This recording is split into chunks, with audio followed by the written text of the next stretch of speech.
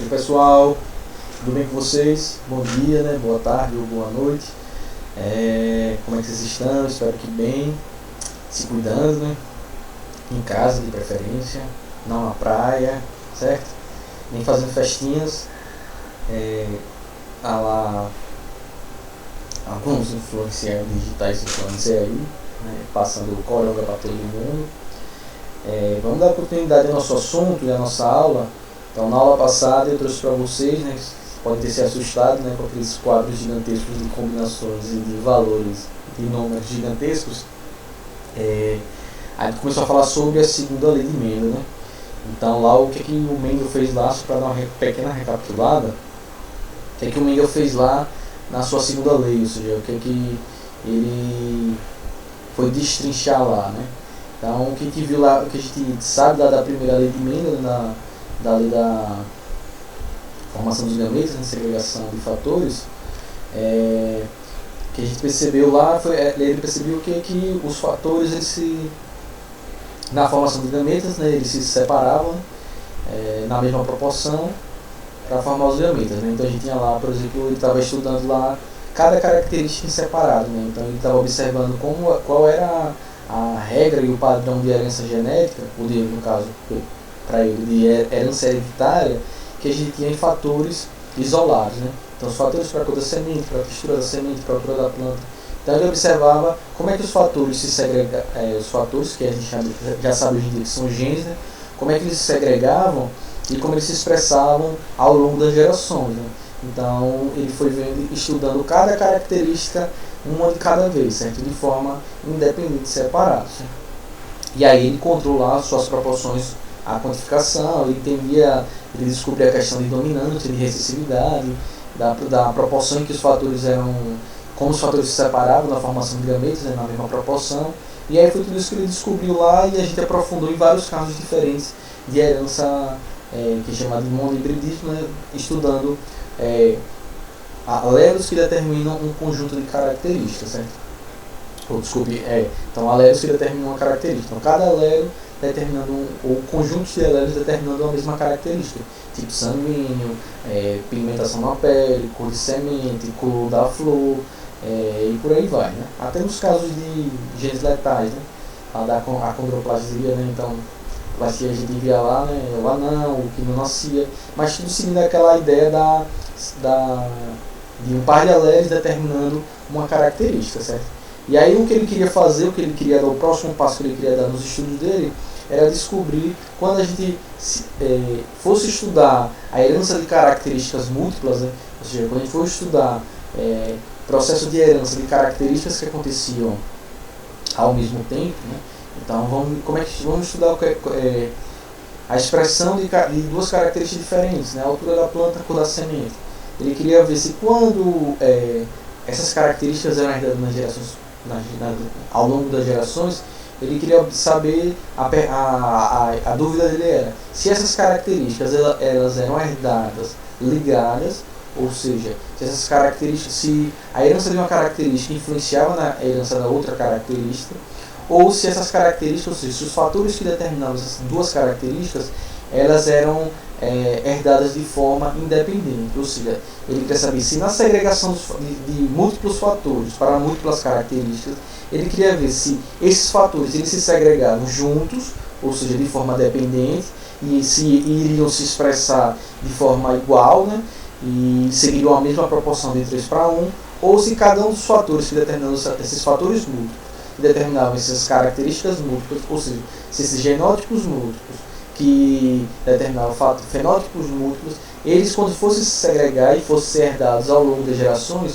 eles seriam de forma independente, ou seja, se você aumentaria as proporções e se você aumentaria os fenótipos esperados, ou seja, sendo independente, que foi o caso que se confirmou, que a gente conseguiu observar lá nos experimentos dele, e eu trouxe também outros experimentos lá da pelagem dos porquinhos da Índia.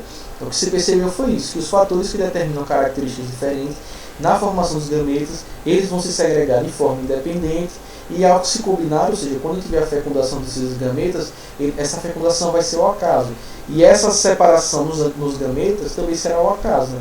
Então você consegue ter, antes você forma, quando a gente tinha homozigotos, né, no monohibridismo, na primeira lei de Mendel, quando eram os homozigotos, ou seja, dominando azão ou azinho, eles só formavam um tipo de gameta, que era ou azão, no caso do azão, ou azinho tipo no caso do azinho. E quando eram os híbridos, os heterozigotos, eles formavam dois tipos de gameta, ou gameta por caráter azão, ou gameta por caráter azinho.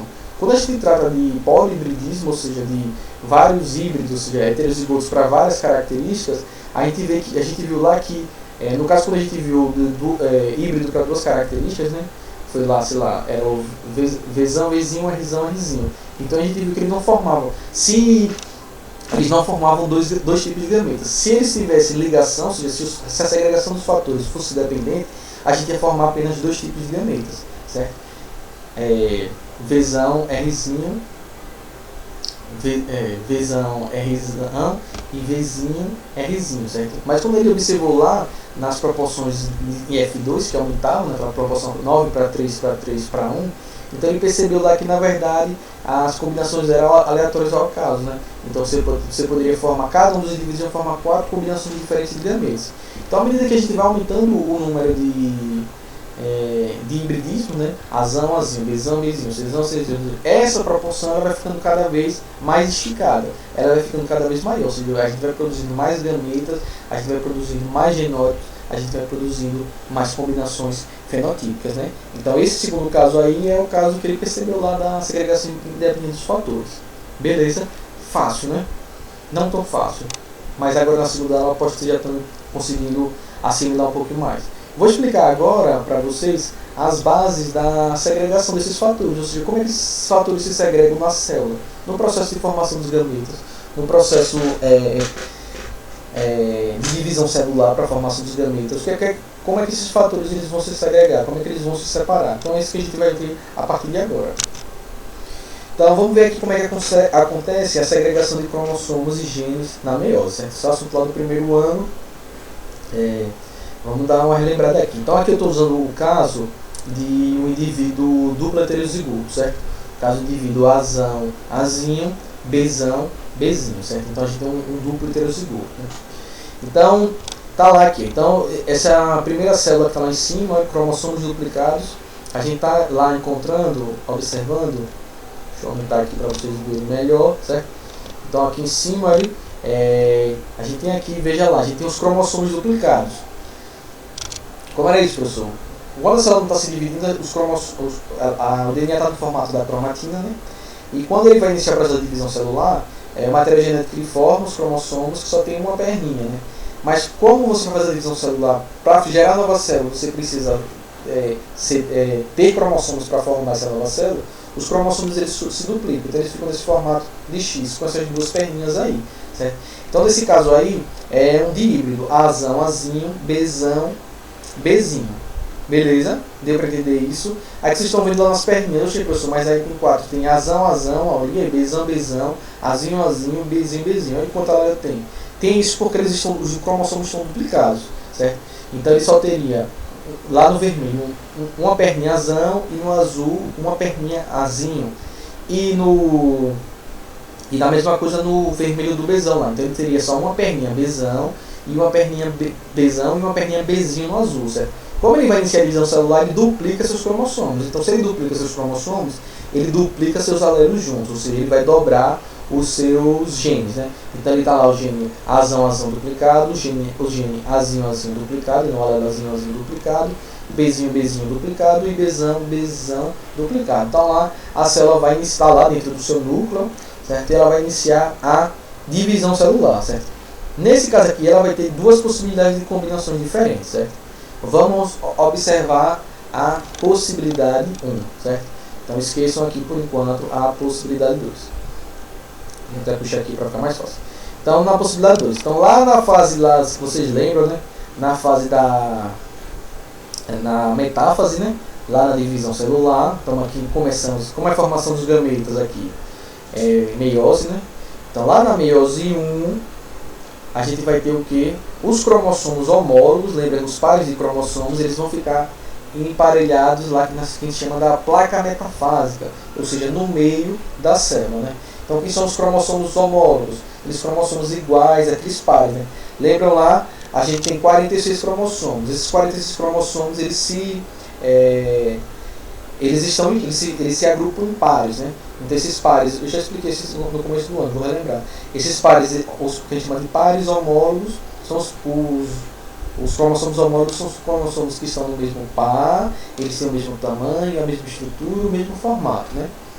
Por que são esses cromossomos homólogos, esses 46? Porque são 23 homólogos entre o nosso pai e 23 da nossa mãe. Então eles ficam pareados nas nossas células, um do lado do outro, certo? Então esses pares que formam os alélos. Então a gente tem um gene, um par do alelo em um cromossomo homólogo e o outro alelo no outro par do cromossomo homólogo.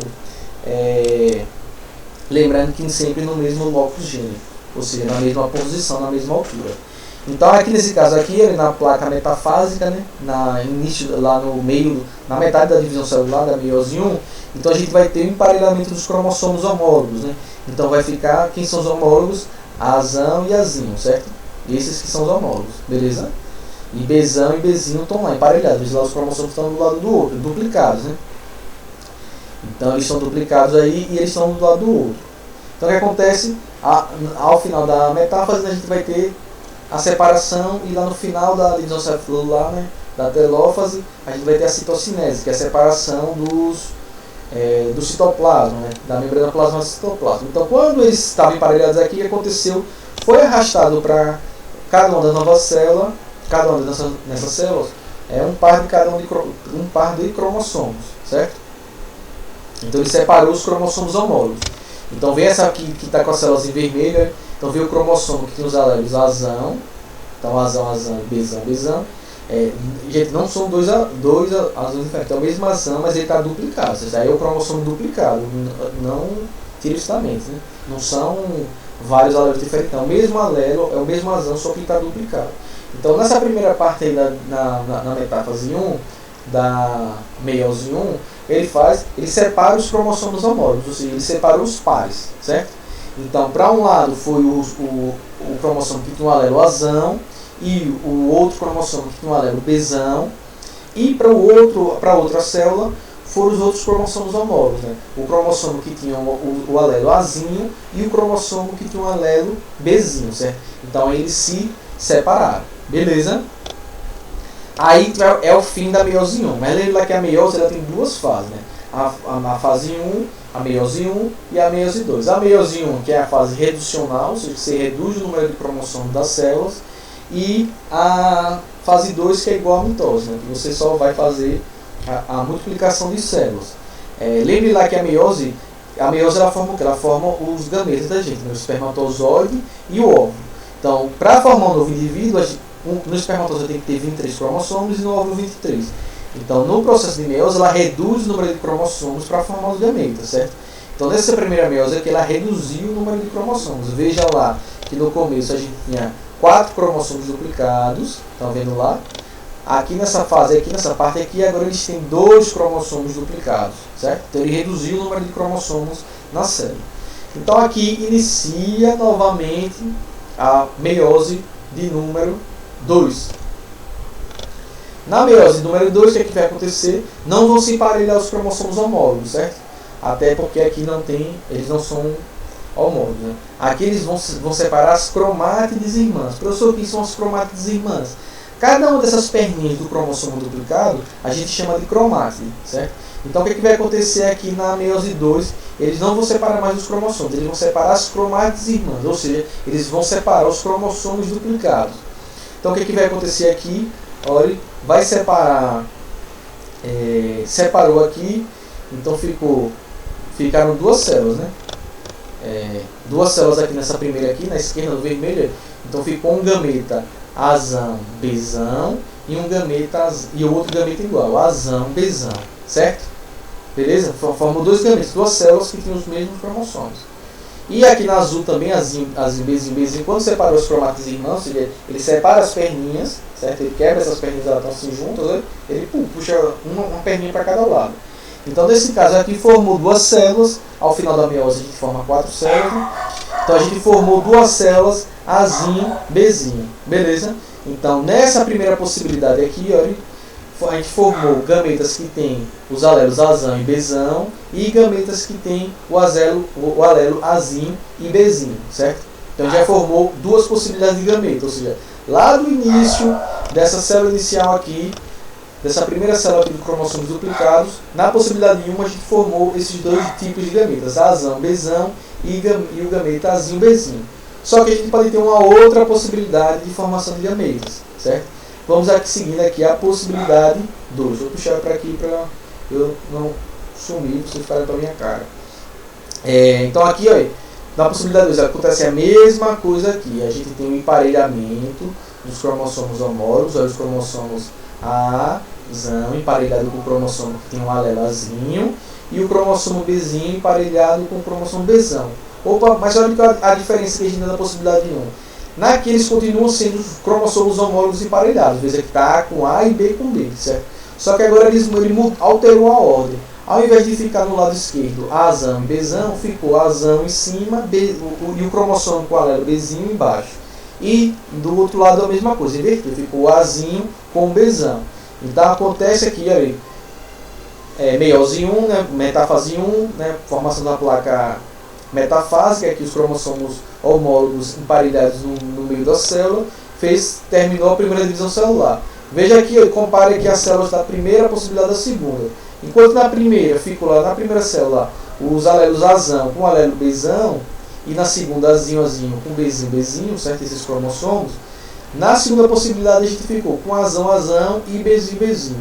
E na outra Azinho, Azinho, Bzão, Bzão, certo? Então veja que aqui é uma outra possibilidade de combinação de alelos para formar os gametas. Então terminou a meiose 1 nessas duas células separadas e iniciou a meiose 2. Olha aqui, na meiose 2 que aconteceu aqui, agora a gente tem um emparelhamento dos cromossomos, todos um em cima do outro, e a gente vai ter a separação das cromátides irmãs, nesse caso, não a separação dos cromossomos homólogos. Né? A meiose 2 é a separação dos cromossomos das cromátides irmãs, que nem acontece na mitose. Então separou aqui, formei 4 células ao final dessa divisão. Duas células Azão que tem um cromossomo com o alelo Azão, Bzinho, e outra que tem um cromossomo Azinho, Bzão. Então aqui a gente formou mais 2 tipos de gametas. Então nesse caso aqui, é por isso aqui, olha, isso aqui é exatamente o que eu expliquei na aula passada, e recapitulei agora, porque formam 4 tipos de gametas diferentes. Porque observe, cada um dos alelos, ele está em um cromossomo independente, certo? Então é por isso que a gente forma 4 tipos de gametas diferentes.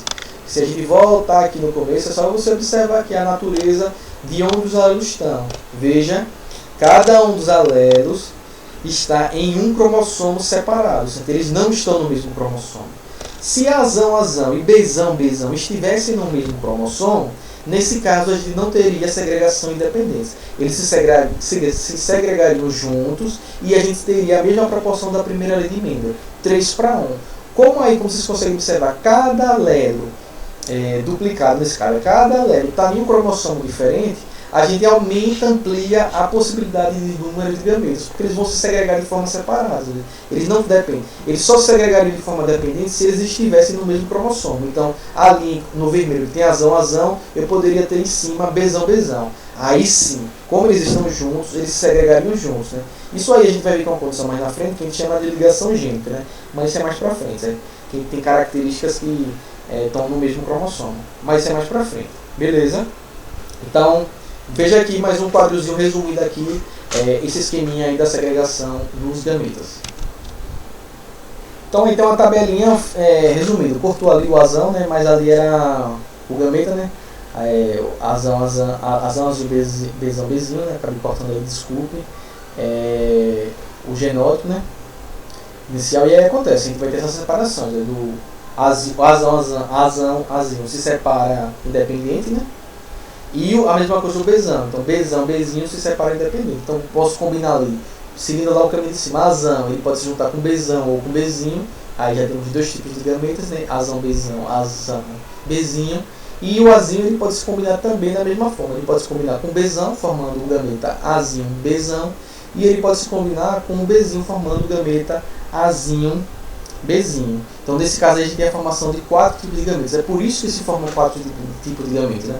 Então, o que eu quis trazer nesse vídeo aí para vocês observarem é a natureza... A natureza da base celular, ou seja, no processo de divisão celular, como é que se explica essa segregação desses fatores de forma independente? A explicação está aí, né? Cada um desses alegos está em cromossomos diferentes. Se eles estão em cromossomos diferentes, eles vão se segregar diferentes e eles vão ter combinações de expressões fenotípicas e genotípicas diferentes, certo? Se a gente tem um triplo híbrido, um tri-hibridismo, Vzão, Vzinho, Rzão, Rzinho, Bzão, Bzinho. E aí, quantos tipos de gametas diferentes a gente vai formar? Nesse caso aí, a gente vai formar 8 tipos de gametas diferentes. A gente vai ter o Vzão se separando independente do Vzinho, o Rzão se separando independente do Rzinho, o Bzão se separando independente do Bzinho. Então você pode ter gametas Vzão, Rzão, Bzão, Vzão, Rzão, Bzinho, Vzão, Rzinho, Bzão, Vzão, Rzinho, Bzinho, Vzinho, Rzão, Bzão, Vzinho, Rzão. Deu para entender já? Ou seja, aumenta. Então, cada vez que você for aumentando os casos de hibridismo, 3 híbridos, trihibridismo, 4 híbridos, 5, 6, o número de gametas ele vai aumentando. Então, nesse caso aí, de trihibridismo, Mendel foi, como eu falei lá, nesse caso formam 8 gametas, né? Então, aí Mendel foi estudar 3 características, a maluquice, ele vai estudar 3 características ao mesmo tempo, né? A cor da semente, a textura da semente e a cor da casca, né? Então, no caso, a cor da semente é amarela ou verde, né? A textura lisa ou rugosa e a cor da casca cinza ou branca, né? Então, foi aí que ele foi estudar. Então, da mesma forma que a gente viu lá, quando o trihibridismo formam 8 combinações de gametas diferentes, ele percebeu que as combinações desses cruzamentos lá no autofecundação de F1, ou seja, do trihíbrido, Vzão, Vzinho, Rzão, Rzinho, e esse aí o do Bzão, Bzinho, né, esse trihíbrido, branco é recessivo no caso. Então ele percebeu o quê? Que as combinações elas aumentavam mais ainda. Imagina aquele quadro de um gigantesco, né? Então ele encontrou a proporção. Qual é a proporção que ele encontrou nesse caso aí, do trihibridismo? No dihibridismo, ou seja, no 2 híbridos, que eu expliquei na aula passada, a proporção era 9, 3, 3 para 1. Quando agora ele estudou 3 características diferentes, ele percebia que a proporção era o quê? 27 para 9, 9, 9, 3, 3, 3, 1. Certo? Ou seja, quanto mais casos você vai aumentando de hibridismo, maior vão ter as frações fenotípicas, né? Então ele percebeu lá como tinha 8 gametas de um, 8 gametas do outro. Então, ele encontrava 64 tipos de combinações diferentes que esses gametas poderiam fazer. Então, aí nesse caso, aí, tem 8 fenótipos diferentes, certo? E 64 combinações diferentes que esses gametas poderiam fazer. Professor, como é que você chegou nessa conclusão? Ele chegou nessa conclusão dos 64, que eram 8 gametas paternos, 8 tipos de gametas paternos, vezes 8 tipos de gametas maternos, certo? Era a mesma coisa lá do segundo do hibridismo, eram 4 tipos de gametas. Então, quantas combinações possíveis poderiam ser? 16, né? Que eram 4 tipos de gametas maternos e 4 tipos de gametas paternos. 4 vezes 4, 16. Então ele amplificou aí, quando ele estudou 3 características, então ele encontrou essa proporção aí. 27 sobre 64 de plantas que eram semente amarela, textura lisa, a cor da casca cinza. 9 para 64 ele encontrou que eram amarelas, lisa, branca. E aí foi seguindo, amarela, rugosa, cinza. Verdes, lisa, cinza. Amarela, rugosa, branca. Veja a infinidade que vai tendo, né? Por que existe essa infinidade? Porque os fatores se segregam de forma independente.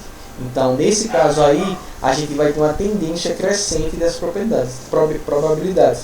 Então, se for estudar um hibridismo para 4 características, então esse valor ele vai aumentar mais ainda. Ou seja, você vai ter maior possibilidade de gametas, você vai ter uma maior possibilidade de tipos de fenótipos, você vai ter maior frações fenotípicas, você vai ter maior combinação de genótipos. Então, vai só aumentando o problema e a resolução, certo? Então, aí está um exemplo de cruzamento para três características, né?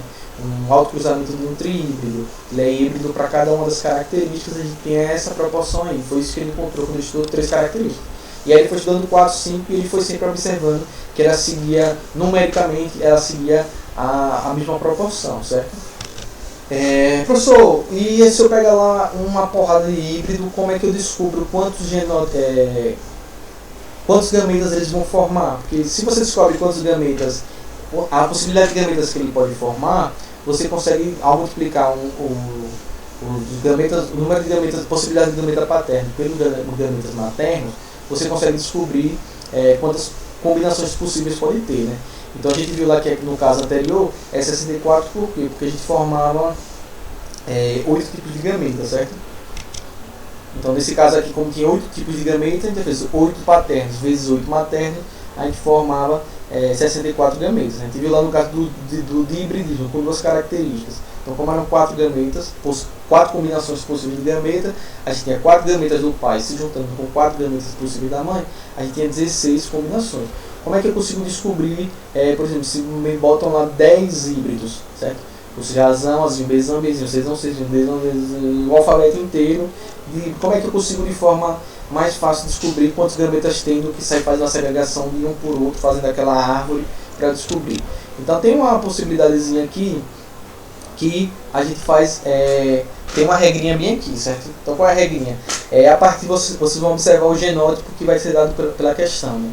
Então você pega lá o genótipo, você tem lá um valor de N. Quem é N? N é o número de heterozigotos, o número de híbridos que tem naquele genótipo estudado, ou seja, naquela característica que está estudando, ou seja, na segunda lei de Mendel, quantos híbridos tem. Então, o que eu quero saber é quanto número de híbridos tem. Então, quantos híbridos vão ter para eu poder descobrir quantos gametas tem, né? Então, N, o valor de N é o valor de híbridos, certo? Quantos híbridos tem? Um híbrido, 2 híbridos, 3 híbridos, certo? Então, como é que eu descubro o número de gametas a partir disso? Vamos lá. Então, no caso lá do genótipo, azão. Nesse caso aí, quantos híbridos tem? 0, né? Porque azão é homozigoto, então não tem nenhum híbrido. Beleza, deu para entender isso? Não, azão não é híbrido, é homozigoto, ou seja, ele não é heterozigoto. Então, como ele não é heterozigoto, o valor de N é 0, ou seja, não tem nenhum heterozigoto nesse genótipo. Então, o que é que eu faço? Eu boto 2 sobre N, 2 elevado a N. Como não tem nenhum heterozigoto, fica 2 elevado a 0, que dá qual número de gametas? 2 elevado a 0 igual a 1. Então, azão só forma um tipo de gameta, certo? Se eu pego lá azinho, quantos heterozigotos aí eu tenho? Ou seja, quantos híbridos eu tenho aí nesse caso? 1, que é o azinho. Então, o meu valor de N é igual a 1. Então, vou descobrir lá quantos gametas tem e fica 2 elevado a 1. 2 elevado a 1 dá quanto? 2. Então, azinho pode formar no máximo 2 tipos de gametas, né? Que é um gameta azão e outro gameta azinho. Então, ele pode formar 2 tipos de gametas. Agora, bora lá para esse caso, para o segundo caso aqui. Olha, aqui a gente está estudando a herança de duas características simultâneas, né? Azinho, bezão. Quantos heterozigotos, quantos híbridos eu tenho aí em azinho, bezão? Bezão é um homozigoto, então eu não conto ele. Se eu vou contar aqui azãozinho, um heterozigoto. Então meu valor de N é 1. Então 2 elevado a 1, 2, certo? Então no caso, azinho, bezão forma quantos gametas? 2 gametas, certo? Os homozigotos eu não conto, certo? Eu não preciso contar eles, porque como um homozigoto ele só forma um tipo de gameta, ele não entra na conta. Eu só conto o número de heterozigotos, certo? Para a fórmula. Então vamos lá para o genótipo, para o quarto caso. Azinho, bezão. Olha aí eu tenho quantos heterozigotos? Azinho, 1, bezão, 2. Então meu valor de N é 2. Então 2 elevado a 2. Quantos gametas pode se formar em azinho, bezão? 4 gametas, certo? Vamos lá para outro caso. Azão, bezão, cezão, dezinho. Quantos heterozigotos eu tenho nesse genótipo aí? Azão não conta. Bezinho, conta, 1. Cezão, não conta, que é um homozigoto. Dezinho, outro, 2. Então, meu número de N é 2. Então, quantos gametas esse indivíduo pode formar? Número de gametas, de tipos de gametas, 2 elevado a 2, 4. E aí, a gente segue, certo? Azão, bezão, cezinho, dezinho. Então, nesse caso, tem quantos heterozigotos 3 heterozigotos. Então meu valor de N é 3. 2 elevado a 3, 8. E aí eu sigo, certo? Deu para entender isso aí? Fácil. Então eu consigo descobrir o número de gametas contando o número de heterozigotos no genótipo, certo? E aí elevo o número de heterozigotos é o valor de N, e aí boto 2 elevado a N, certo? Então se eu tenho 3 heterozigotos, fica 2 elevado a 3. Se eu tenho 5 heterozigotos no genótipo, 2 elevado a 5, certo? Lembrando lá, os homozigotos não contam, certo? Porque o homozigoto ele só pode formar um tipo de combinação de gameta. Então eles não contam, a gente só conta os heterozigotos. E pega esse número de heterozigotos e pega o 2 e 1 lá e eleva ao número de heterozigotos. Aí eu descubro quantos gametas tem. Então para eu descobrir a combinação, as combinações possíveis, eu pego e multiplico, né? Por exemplo, se for lá 16 gametas, né? Então quantas possibilidades tem? Será? Vai ser 16 vezes 16. Outra formulazinha que tem aqui, para a gente descobrir o número de gametas, certo? Vou aumentar aqui para ficar mais fácil para vocês. Ótimo. Outra forma que a gente pode fazer aqui eu posso descobrir, além dos gametas, eu posso descobrir o número, quantos fenótipos vão ter naquele caso, naquele cruzamento de híbridos, né? Quantos genótipos podem acontecer e quantas combinações possíveis, como eu falei lá, se a gente souber o número de gametas, né? N continua sendo o número de híbridos, beleza? Então, por exemplo, se eu pegar aqui um caso aqui de trihibridismo, né? Azão, Azinho, Bzão, Bzinho, Czão, Czinho. Então eu tenho quantos heterozigotos aí? 3 heterozigotos. Então como é que eu descubro quantos fenótipos podem ser possíveis nesse caso? Então o que é que eu faço aí? Eu pego 2, olha lá, classe fenótica 2 e elevo a 3, certo? Então aí eu vou ter quantos fenótipos? 8 fenótipos possíveis, certo? Quantos genótipos eu posso ter? Eu pego o número de heterozigotos, que é N, né? Então vai ficar 3 elevado a 3. Então eu tenho 21 tipos de genótipo nesse cruzamento. Quantas combinações eu posso ter diferente aí? 4 e eleva ao número de heterozigotos, 64. Né? Ou seja, eu posso descobrir o número de gametas e de tipos de gameta, né? E posso descobrir também, então eu posso descobrir aqui os gametas, o número de gametas. E com essas dicasinhas aqui eu posso também descobrir quantos fenótipos vão existir, quantos genótipos vão existir e quantas combinações possíveis podem existir. Então se pegar, tem muita questão que traz isso. Ele bota lá quantos gametas pode formar no cruzamento de fulano com fulano, né, com o cruzamento de Azão, Azinho, Bzão, Bzinho, Czinho, Czinho, Dzão, Dzão, Fzão, Fzão, aí pro outro. Quantas combinações possíveis podem gerar? Aí é só você contar o número de híbridos, né? Ou seja, de heterozigotos. Quantos heterozigotos tem ali? Então ali representa N. Então, para eu descobrir o número de fenótipos e de gametas, eu pego 12 e elevo ao número de heterozigotos. Se eu quiser saber os genótipos, eu pego 3 e elevo ao número de heterozigotos. Se eu quiser saber quantas combinações possíveis tem ali, eu pego 4 e elevo ao número de heterozigotos. Tá? Então umas dicasinhas aí para a gente fechar essa parte teórica da segunda lei de Mendel, certo? Vou passar os exercícios para ver se vocês conseguem aplicar todas essas coisas no PDF, vocês vão ver. No módulo também tem umas atividades para ver se vocês conseguem aplicar esses conceitos, certo? E depois eu vou gravar, prometo que eu vou gravar os próximos vídeos, eu vou gravar só de resoluções de questões envolvendo a segunda lei de Mendel. Pegar várias questões diferentes, como elas podem ser cobradas de forma diferente, para vocês verem a resolução. Então primeiro vocês tentam fazer, se vocês não conseguirem, vai vir um bocado de aula aí, pelo menos mais 2 aulas, só com resolução de questões da segunda lei de Mendel, certo? Fiquem bem, se cuidem, permaneçam em casa, né? Sigam as orientações aí dos órgãos de saúde. Tchau e até a próxima videoaula.